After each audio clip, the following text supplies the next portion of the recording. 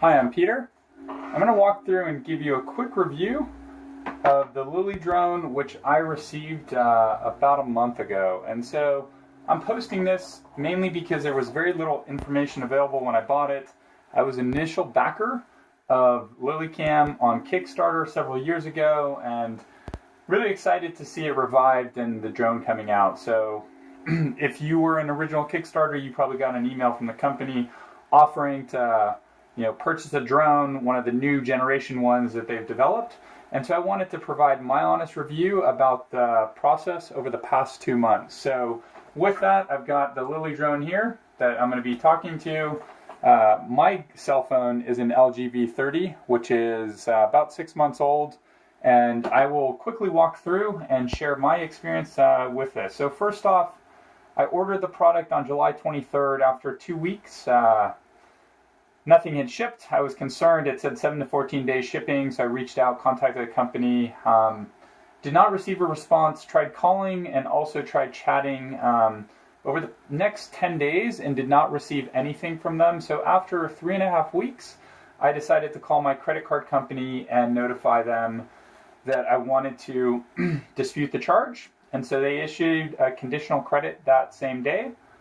This was, I think, August 18th.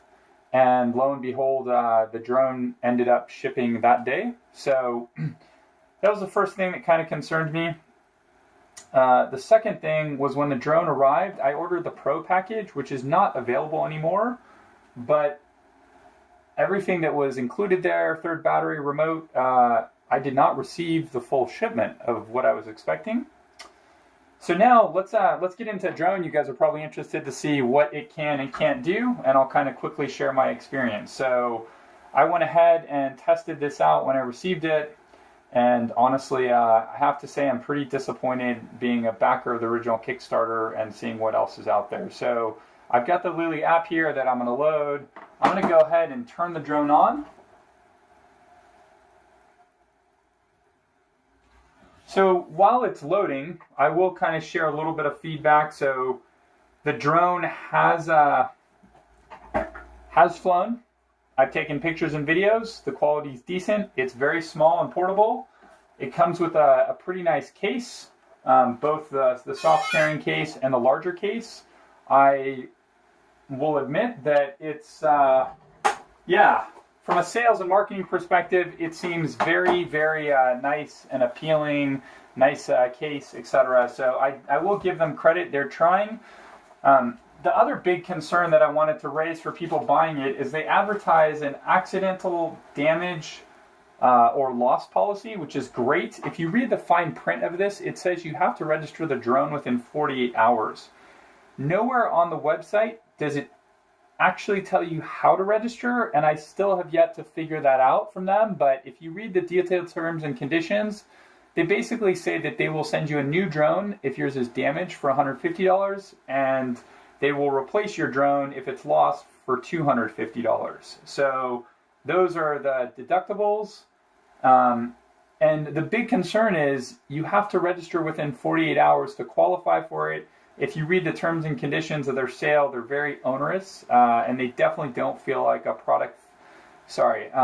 customer-focused company that cares about the customer or user experience. So I've gone ahead and got the drone. It's powered on. It's got the green flashing light, so I'm going to go ahead and now on the phone try to connect to it. So I'm going to go ahead and select the drone here and say connect. So it says I'm connected, which is great. I'm going to go ahead and pull up the app.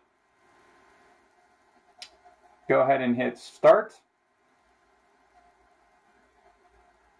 So here's what it says. Drone has been connected. And this is kind of what I get most of the time. So I have tried, I've tried flying the drone maybe 20 times.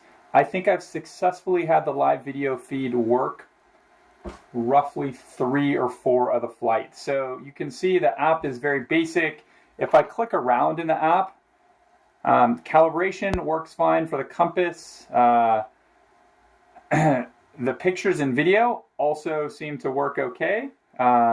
The one downside is you can't actually see where you're flying because what I see here is a blank screen. So I know that it's working. If I go ahead and hit the camera take a picture button, I'm able to see that it's loaded. So if I click down here on the photo album, I can go ahead and see, yep, there's the picture it just took sitting on my desk, which is great. The same's true for video, but it is unable to connect and to transmit the live video. So I have managed to get it to work probably 3 times, like I mentioned. Occasionally it's just I've been playing around with this while it's been sitting, hit stop, go back. I can go ahead and click here, click into videos and actually see. So it's working. It's able to take pictures and videos.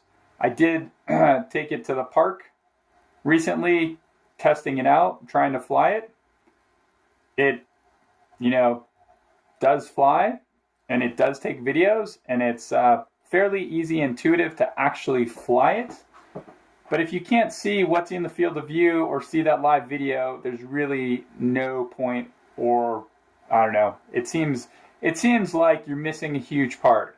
In terms of the other functionality, so here you've got the takeoff and landing, return to home. Both of those, from what I can tell, appear to work.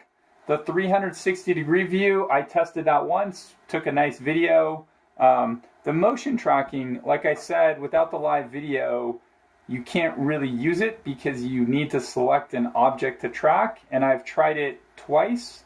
Once was in front of my house where I selected myself and tried to walk down the street, and it wasn't able to follow me. The second time was with my daughter and trying to follow her. So again, very few opportunities to actually try that out or give it a real scenario, but people walking down the street, it wasn't able to track. And honestly, a big selling point for me when I was a Kickstarter backer was the fact that, this was a drone that you didn't have to fly, and it would follow you for your sports and things that you wanted to basically share. So with that, that's pretty much it in terms of what I can talk to, because that's really the extent to which I've managed to get this to work. So if I go ahead and, maybe shut it off, we might be lucky, and see if this works.